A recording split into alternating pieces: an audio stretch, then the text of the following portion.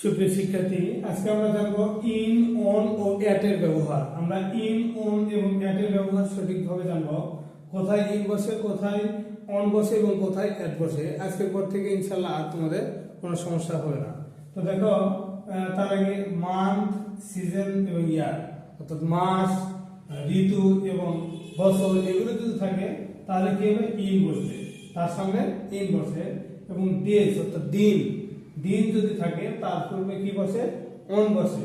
এবং আওয়ার ঘন্টা, সময় যদি থাকে তার পূর্বে কি বসবে, তাহলে অ্যাট বসবে। তাহলে দেখো এখানে 9 o'clock অর্থাৎ 9টা বাজে, ঠিক আছে, আওয়ার ঘন্টা বোঝাচ্ছে, তাহলে এখানে তার পূর্বে কি বসবে, অ্যাট বসবে।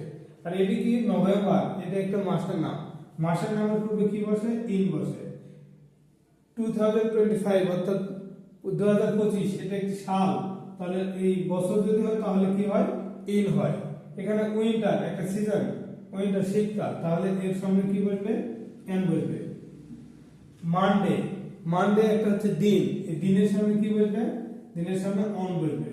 তাহলে 4 PM বুঝাতে একটা সময় বোঝাচ্ছে, তাহলে এখানে কি হবে সেটি তোমরা কমেন্টের মাধ্যমে জানিয়ে দাও।